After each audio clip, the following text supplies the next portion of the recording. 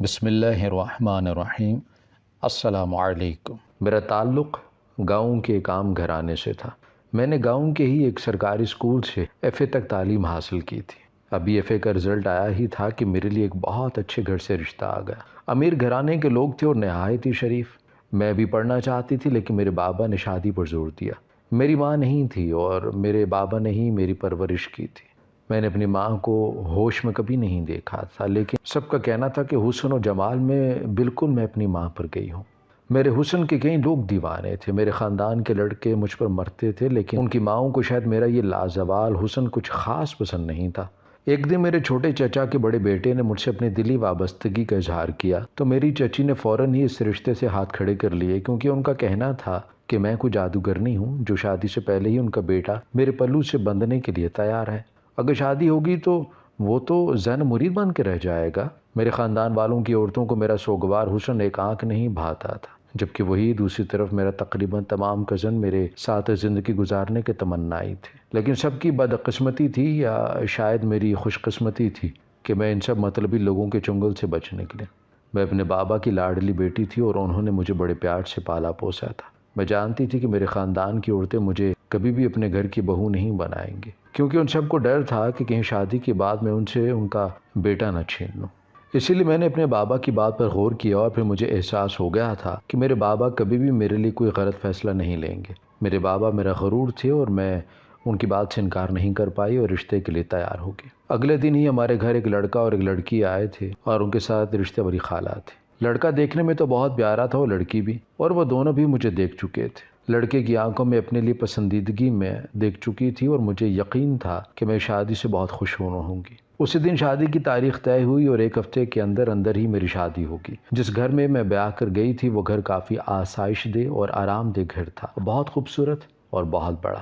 اس گھر میں محض دو لوگ رہا کرتے تھے، ایک میرا شوہر اور ایک میری نند۔ میری نند دکھنے میں تو بہت پیاری تھی، لیکن اس کے ساتھ وہ فطرتاً اور مزاجاً بھی بہت اچھی تھی۔ میری شادی کی پہلی رات ہی میرے شوہر نے مجھ سے کہہ دیا تھا کہ اب اس گھر کی مالکن میں ہی ہوں اور مجھے سارے نظام کو دیکھنا ہے۔ ان کی بات سن کر میں بہت خوش ہو گئی تھی، کیونکہ یہ کوئی چھوٹی بات نہیں تھی کہ شادی کی پہلی رات شوہر نے اتنا مان بخشا تھا۔ میں تو ان کی اسیر ہو گئی تھی۔ میری شادی کو بھی کچھ ہی دن گزرے تھے جب ایک دن نند نے کہا کہ میں اس کے ساتھ بازار چلوں شاپنگ پہ، لیکن میری ساری شاپنگ وہ اپنی مرضی سے کرے گی۔ میں نے بھی خوشی خوشی رضامندی کا اظہار کیا، بھلا اتنی پیاری نند ملی تھی، مجھے کیا اعتراض ہو سکتا ہے۔ شاپنگ پر گئے تو اس نے اپنی پسند سے میرے لیے ڈھیر ساری شاپنگ کی، جس میں کپڑے، جوتے، میک اپ اور مختلف اقسام کے پرفیومز اور جیل تھے۔ خیر مجھے ان سب چیزوں کی ضرورت تو نہ تھی، لیکن میری نند نے اتنی خوشی سے لیے تھے تو میں نے وہ ساری چیزیں قبول کر لی۔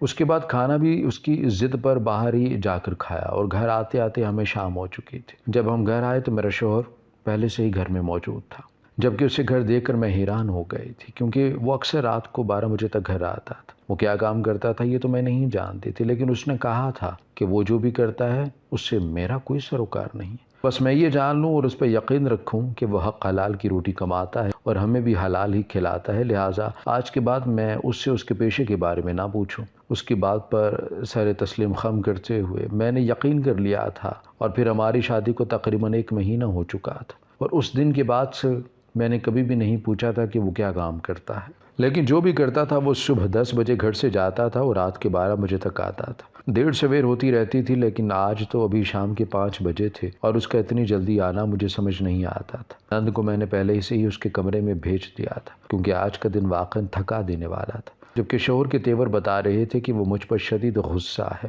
میں نے سارا سامان باہر سین میں ہی رکھ دیا اور چھوٹے چھوٹے قدم اٹھاتی اپنے شوہر کے پاس گئی، جس نے مجھے دیکھ کر آنکھیں پھیر لی تھیں، لیکن کہا کچھ بھی نہیں۔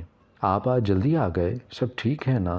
ڈرتے ڈرتے میں نے ان سے پوچھا، کیونکہ اس 1 مہینے میں نے اس کی بے پناہ محبت ہی دیکھی تھی، کبھی بھی اس کا غصہ نہیں دیکھا تھا۔ اسی وجہ سے میں ڈر رہی تھی، لیکن اس نے کوئی جواب نہ دیا اور منہ پھلا کے بیٹھ گیا۔ میں سمجھ گئی تھی کہ ناراضگی کا اظہار تھا، لیکن جلد ہی میں نے انہیں گھر پر نہ ہونے کی بابت آگاہ کر دیا تھا کہ ان کی لاڈلی بہن کا دل چاہ رہا تھا کہ شاپنگ پر جانے کا، اور وہ جلد ہی مان گئے تھے۔ اگلے دن جب میں صبح اٹھی تو دن چڑھے تک میں اپنی نند کا انتظار کرتی رہی، لیکن وہ کمرے سے باہر نہ نکلی۔ مجھے پریشانی ہونے لگی تھی، کیونکہ اتنی دیر تک وہ کبھی بھی نہیں سوتی تھی۔ میں اس کے کمرے میں گئی اور کمرے کا حال دیکھ کر میں حیران رہ گئی۔ کچھ پل لگے تھے مجھے حالات کی نوعیت سمجھنے میں۔ میں نے اندر داخل ہوتے اپنی نند کو پکارا تو وہ شاید کمرے سے ملحقہ واش روم میں تھی، کیونکہ وہاں سے پانی گرنے کی آوازیں آ رہی تھی۔ کمرے کی حالت کافی ابتر تھی، چیزیں یہاں وہاں بکھری پڑی تھی، جیسے کسی نے اپنے غصے کا نشانہ ان بے جان چیزوں کو بنایا ہو۔ میں کچھ دیر انتظار کرتی رہی، پھر تقریباً 15 منٹ بعد میری نند کمرے میں آئی تو مجھے وہاں دیکھ کر چونکی، لیکن جلدی اپنے تاثرات چھپا گئی، جبکہ اس کا یوں چونکنا میری زیرک نگاہوں سے مخفی نہ رہ سکا۔ اسے شرمندہ کیے بغیر ہی میں نے اس سے پوچھا کہ وہ ٹھیک ہے، تو وہ مسکرائی، میرے پاس آ گئی اور کہا کہ میں بالکل ٹھیک ہوں، بس ایک دوست سے لڑائی ہو گئی تھی، اسی وجہ سے ذرا غصے میں آ گئی تھی، اور آپ تو جانتی ہیں نا کہ میں جذباتی ہوں اور غصے کی ذرا تیز ہوں، اسی وجہ سے میں نے کمرے کا یہ حال کر دیا تھا۔ وہ میری ہم عمر تھی، لیکن اس کے باوجود وہ مجھے بھابھی ہونے کے ساتھ ساتھ اپنا دوست بھی مانتی تھی۔ اس ایک مہینے میں اس کے جذباتی پن سے بہت اچھے سے واقف ہو چکی تھی، اسی لیے اسے شرمندگی سے نکالنا چاہا۔ ملازمہ کو کہہ کر اس کے کمرے کا حلیہ درست کروایا اور خود اپنے ہاتھوں سے ناشتہ بنا کر اسے دیا۔ وہ بھی اب کافی حد تک نارمل لگ رہی تھی، اسی لیے میرے پاس بیٹھ کر ناشتہ کرنے لگی۔ ناشتے کے دوران وہ مجھ سے ہلکی پھلکی چھیڑ چھاڑ بھی کرتی رہی، جیسے مسکرا کر میں اس کے سوالوں کا جواب بھی دیتی رہی۔ زندگی بہت خوبصورت ہو گئی تھی، ایک تو اتنا چاہنے والا شوہر، بہنوں جیسی پیاری سی نند مل گئی تھی۔ میں اپنے قسمت پر جتنا رشک کرتی اتنا ہی کم تھا۔ ایک دن وہ یوں ہی گئی ہوئی تھی جب اپنا موبائل گھر ہی بھول گئی۔ میں اس کے کمرے کی صفائی کروانے کے بعد یوں ہی ایک چکر لگانے گئی تھی جب مسلسل اس کا فون بجتے دیکھا۔ جانے کون تھا جسے ایک پل کو بھی چین نہیں تھا، مسلسل فون پہ فون کیے جا رہا تھا۔ میں نے اس کا موبائل اٹھایا تو اس کے کسی دوست کا فون تھا۔ میں نے سوچا کہ اٹھا لوں اور اسے بتا دوں کہ وہ گئی ہوئی ہے یونیورسٹی اور موبائل گھر بھول گئی ہے۔ ابھی میں سوچ ہی رہی تھی کہ اچانک سے موبائل پھر سے بجنے لگا۔ اپنے سوچ پر عمل کرتے ہوئے میں نے کال یس کی اور موبائل کان سے لگایا۔ میں ہانیہ کی بھابھی بول رہی ہوں، وہ یونیورسٹی گئی ہے اور موبائل گھر بھول گئی ہے، وہ جب آئے گی تو میں اسے بتا دوں گی کہ آپ کی کال آ رہی تھی۔ میں نے دھیرے لہجے میں مسکراتے ہوئے کہا تو کچھ پل کے لیے خاموشی چھا گئی۔ میں نے 2-3 مرتبہ ہیلو کہا، لیکن شاید کال کٹ چکی تھی۔ میں نے بھی موبائل واپس رکھ دیا اور کمرے کا جائزہ لیتے ہوئے واپس آ گئی۔ آج میرے شوہر نے کہا کہ وہ کچھ دنوں کے لیے اپنے کام سے چھٹیاں لے رہا ہے تاکہ ہم کہیں گھومنے جا سکیں۔ میں نے منع کیا تھا، لیکن وہ کہنے لگا کہ یہی تو دن ہے گھومنے پھرنے کے۔ پھر میں نے بھی زیادہ اصرار نہ کیا۔ میں آج اپنی نند اور شوہر کی پسند کا کھانا بنا رہی تھی جب اچانک سے مجھے ایسا لگا کہ جیسے گھر پہ کوئی ہے۔ میں نے کچن سے نکل کر دیکھا اور تقریباً کچھ ہی دیر میں نے سارا گھر چھان مارا، لیکن مجھے کہیں بھی کوئی نظر نہیں آیا۔ مجھے لگا کہ شاید میرا وہم ہے، اسی وجہ سے میں دوبارہ اپنے کام میں مشغول ہو گئی۔ کھانا تیار ہو چکا تھا اور میری نند بھی آ گئی تھی۔ میں نے دسترخوان بچھایا اور کھانا لگانے لگی۔ میرا شوہر بھی آ چکا تھا کیونکہ آج دوپہر کا کھانا وہ ہمارے ساتھ کھانے والا تھا۔ میں تو بہت خوش تھی کیونکہ مجھے اپنے گھر کی یہ رونق بے حد حسین تھی۔ خوشگوار ماحول میں کھانا کھایا گیا۔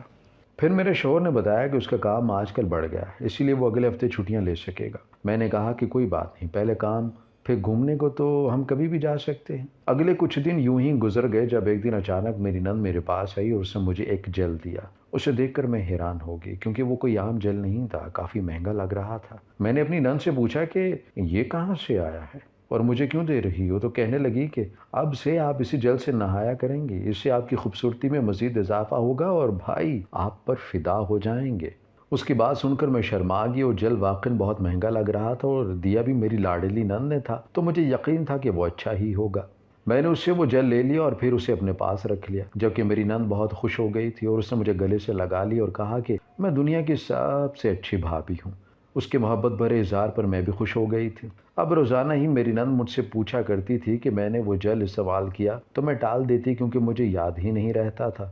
ایک دن جب رات ہوئی اور میرے شوہر کے آنے کا وقت ہوا تو میں شاور لینے کے لیے جانے لگی تو اچانک سے میرے کمرے میں میری نند آ گئی اور میرے کچھ کہنے سے پہلے ہی پانی میں وہ خوشبودار جل ملا دیا اور کہا کہ بھابھی اس سے نہاؤ، دیکھنا بھائی ایک دن میں تمہارا دیوانہ ہو جائے گا۔ اس کی بات سن کر میں حیران ہوگی، بھلا ایک جل کی وجہ سے شوہر کیسے دیوانہ ہو سکتا ہے؟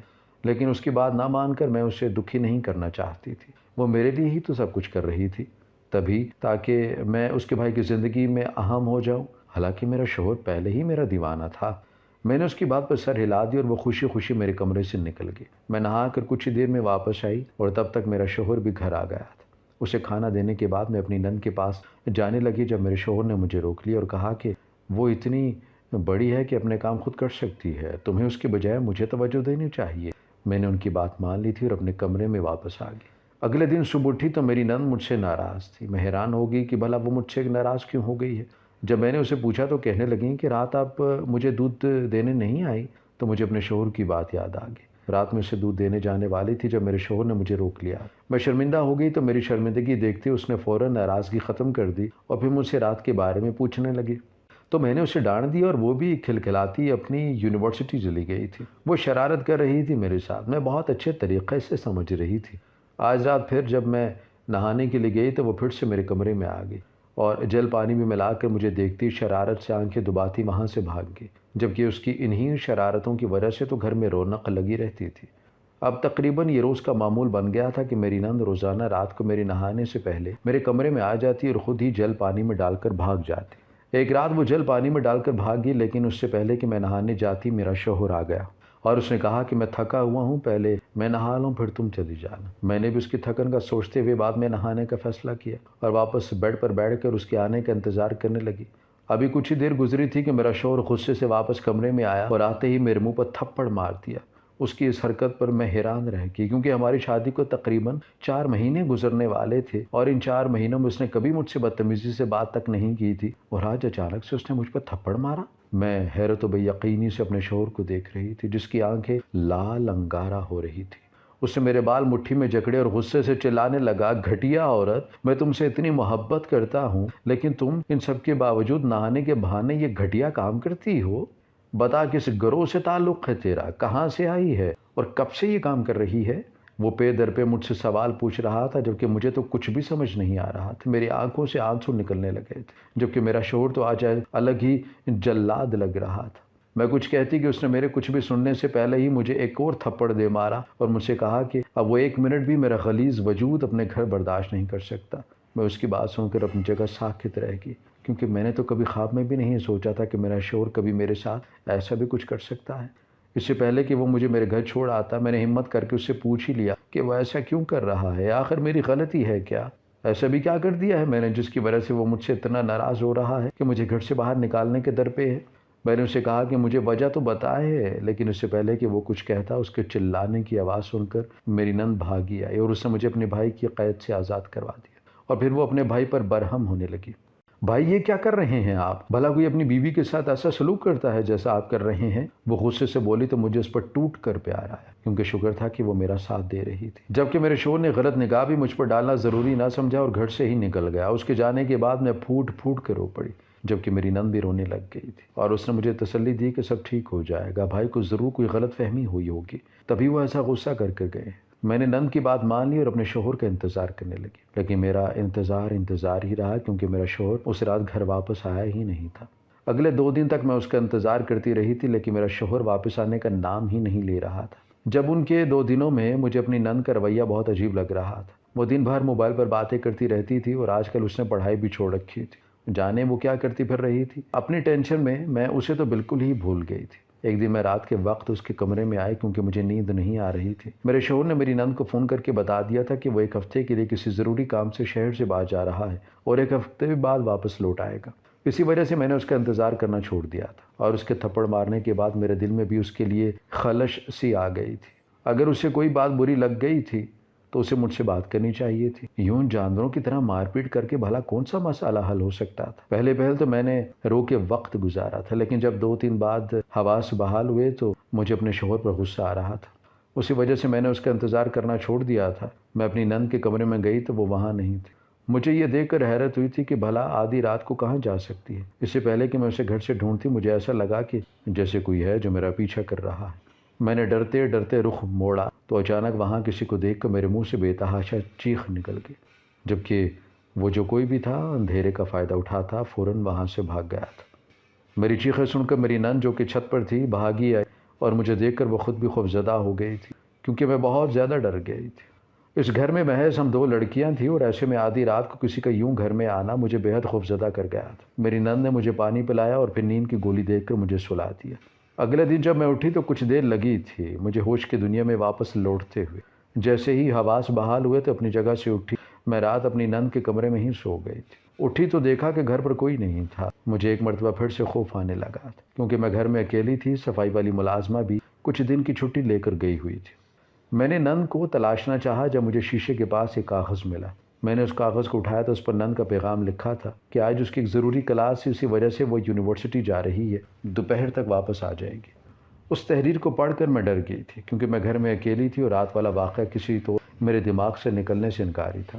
ڈر اور خوف کے باعث مجھے کچھ بھی سمجھ نہیں آ رہا تھا کہ میں کیا کروں، اور پھر کچھ دنوں سے میرا شوہر بھی میرے پاس نہیں تھا۔ میں ڈرتے ڈرتے نند کے کمرے سے باہر نکلی اور بامشکل اپنے کمرے میں گئی۔ وہاں جا کر میں نے اپنا فون اٹھایا اور شوہر کا نمبر ملانے لگی۔ رو رو کر میرا حال برا ہو رہا تھا، کیونکہ ایک تو شوہر کی ناراضگی، اوپر سے اچانک یہ حادثہ مجھے بہت زیادہ پریشان کر رہا تھا۔ کچھ دیر کال کرنے کے بعد شوہر نے فون اٹھایا تو میں نے روتے ہوئے کہا کہ میں گھر پر اکیلی ہوں اور مجھے ڈر لگ رہا ہے وہ گھر واپس آ جائے۔ مجھے یوں روتا دیکھ کر شاید وہ بھی پریشان ہو گیا تھا، اسی لیے کہنے لگا کہ کچھ ہی دیر میں گھر پہنچ جائے گا، اور پھر واقعی وہ کچھ ہی دیر میں گھر آ گئے تھے۔ اس کے آتے ہی میں نے اسے سب کچھ بتا دیا تھا۔ اپنے ساتھ ہوئے اس واقعے کو چھپا کر میں مزید پریشانی اپنے سر نہیں لے سکتی تھی۔ جیسے ہی میں نے اسے بتایا تھا وہ بھی پریشان ہو گیا اور پھر مجھے اپنے کمرے کے واش روم میں لے گیا تاکہ میرا منہ دھلوا سکے۔